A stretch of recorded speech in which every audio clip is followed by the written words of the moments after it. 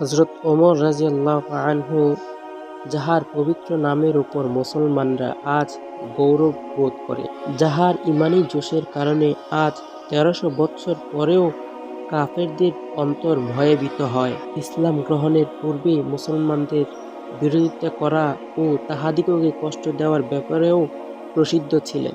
নবী করিম সাল্লাল্লাহু আলাইহি ওয়াসাল্লামকে হত্যা করার চেষ্টায় লাগিয়া থাকিতেন। একদিন কাফেররা পরামর্শ সভা আহ্বান করিলেন যে, এমন কেউ আছে কি যে মুহাম্মদকে কতল করিয়া দিবে? ওমর রাদিয়াল্লাহু আনহু বলিলেন, আমিই করিব। লোকেরা বলিল, নিঃসন্দেহে তোমার পক্ষেই উহা সম্ভব। ওমর রাদিয়াল্লাহু আনহু তলোয়ার হাতে লইয়া উঠিয়া দাঁড়াইলেন এবং রওনা হইলেন। এই খেয়ালে চলিতেছিলেন, পথিমধ্যে জোহরা গোত্রের হযরত সাআদ ইবনে আবি ওয়াক্কাসের সহিত তাহার সাক্ষাৎ হইল। কেউ কেউ অন্য ব্যক্তির কথা লিখিয়াছেন। তিনি জিজ্ঞাসা করিলেন, ওমর, কোথায় যাইতেছ? ওমর রাদিয়াল্লাহু আনহু বলিলেন, মুহাম্মদ সাল্লাল্লাহু আলাইহি ওয়াসাল্লাম কে হত্যা করার জন্য ফিকিরে আছি। নাউজুবিল্লাহ। সাআদ বলিলেন, বনু হাশেম, বনু জোহরা ও বনু আব্দে মানাফ হইতে তুমি কিভাবে নিশ্চিন্ত হইয়া গেলে? তাহারাও তো তোমাকে ইহার বিনিময়ে হত্যা করিয়া দিবে। এই উত্তর শুনিয়া ওমর রাদিয়াল্লাহু আনহু বিগড়াইয়া গেলেন। বলিতে লাগিলেন, মনে হইতেছে তুইও বেদিনী অর্থাৎ মুসলমান হইয়া গিয়াছিস। আয়, তোকেই আগে শেষ করি। এই বলিয়া তিনি তলোয়ার বাহির করিলেন। হযরত সাআদও বলিলেন, হা, আমি মুসলমান হইয়া গিয়াছি। এই কথা বলিয়া তিনিও তলোয়ার বাহির করিলেন। উভয় দিক হইতে তরবারি চলিবার উপক্রম হইতেই হযরত সাআদ রাদিয়াল্লাহু আনহু বলিলেন, আগে নিজের ঘরের খবর নেও। তোমার বোন ও ভগ্নিপতি দুজনেই মুসলমান হইয়া গিয়াছে। কথা শুনিবার সাথে সাথে হযরত ওমর রাদিয়াল্লাহু আনহু ক্রোধে অধীর হইয়া উঠিলেন এবং সোজা বোনের বাড়িতে গেলেন। সেখানে তখন হযরত খাব্বাব রাদিয়াল্লাহু আনহু ঘরের কপাট বন্ধ করিয়া স্বামী স্ত্রী দুইজনকেই কোরআন শরীফ পড়াইতেছিলেন। ওমর রাদিয়াল্লাহু আনহু তাহাদেরকে কপাট খুলিতে বলিলেন। ওমর রাদিয়াল্লাহু আনহুর আওয়াজ শুনিবার মাত্রই হযরত খাব্বাব রাদিয়াল্লাহু আনহু তাড়াতাড়ি ভিতরে আত্মগোপন করিলেন। কিন্তু তাড়াহুড়ার দরুন কোরআনের আয়াত লিখিত কাগজখানা বাহিরেই থাকিয়া গেল। বোন কপাট খুলিলেন আর হযরত ওমর রাদিয়াল্লাহু আনহুর হাতে কোন বস্তু ছিল যাহা দ্বারা বোনের মাথায় আঘাত করিলেন। সাথে সাথে মাথা হইতে রক্ত ঝরিতে লাগিল এবং বলিলেন, আপন জনের দুশমন, তুই বেদিনী হইয়া গেলি? অতঃপর ঘরের ভিতর প্রবেশ করিয়া জিজ্ঞাসা করিলেন, তোরা কি করিতেছিলি আর ইহা কিসের আওয়াজ ছিল? ভগ্নিপতি বলিলেন, কথাবার্তা বলিতেছিলাম। হযরত ওমর রাদিয়াল্লাহু আনহু বলেন, তোমরা কি নিজের ধর্ম ত্যাগ করিয়া অন্য ধর্ম গ্রহণ করিয়াছ? ভগ্নিপতি বলিলেন, অন্য ধর্ম যদি সত্য হয় তবে?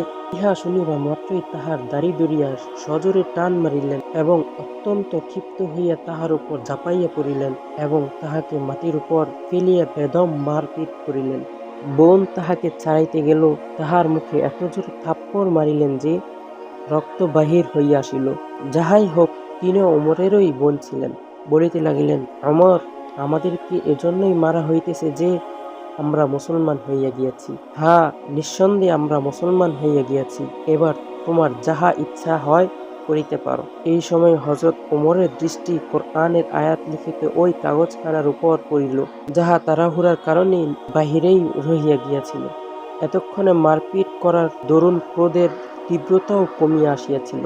ইহা ছাড়া বোনের ঐরূপ রক্তাক্ত হইয়া যাওয়ার কারণে কিছুটা লজ্জাও লাগিতেছিল। বলিতে লাগিলেন, আচ্ছা, উহাতে কি আছে আমাকে দেখাও। বোন বলিয়া উঠিলেন, তুমি অপবিত্র, আর অপবিত্র অবস্থায় ইহা স্পর্শ করা যায় না। ওমর রাদিয়াল্লাহু আনহু বারবার বলিতে লাগিলেন, কিন্তু বোন ওযু গোসল ব্যতীত দিতে সম্মত হইলেন না। অবশেষে হযরত ওমর রাদিয়াল্লাহু আনহু গোসল করিলেন এবং কাগজখানা হাতে লইয়া পড়িলেন। উহাতে সূরা তহা লিখিত ছিল। পড়িতে আরম্ভ করিলেন,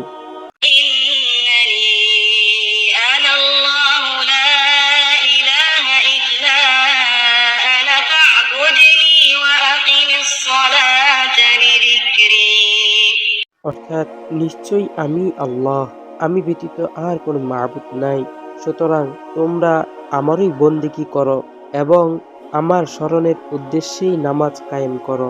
এই পর্যন্ত পড়িতেই তাহার অবস্থা পরিবর্তন হইয়া গেল।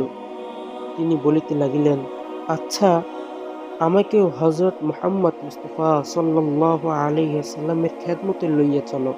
এই কথা শুনিবা মাত্রই হযরত খাব্বাব রাদিয়াল্লাহু আনহু ভিতর হইতে বাহির হইয়া আসিলেন এবং বলিতে লাগিলেন, হে ওমর, আমি আপনাকে সুসংবাদ দিতেছি যে গতকাল বৃহস্পতিবার রাত্রে হুজুর সাল্লাল্লাহু আলাইহি ওয়াসাল্লাম এইরূপ দোয়া করিতেছিলেন যে, ইয়া আল্লাহ, ওমর ও আবু জাহেল এর মধ্যে যাকে আপনার পছন্দ হয় তাহার দ্বারা ইসলামকে শক্তিশালী করুন। এই দুজনেই শক্তি ও বীরত্বে প্রসিদ্ধ ছিল।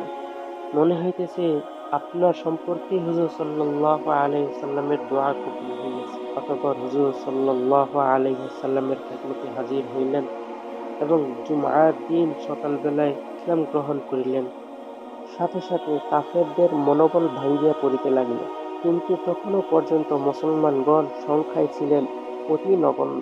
অপর পক্ষে ছিল সমগ্র মক্কা তথা সমগ্র আরব। কাজেই তাহাদের মধ্যেও নতুন জোশ পয়দা হইল এবং সভা সমিতি ও পরামর্শের মাধ্যমে সভা সমিতি ও সলা পরামর্শ করিয়া মুসলমান দিগকে সমূলে ধ্বংস করিবার জন্য বিভিন্ন প্রকারের চেষ্টা ও তদবির করা হইত।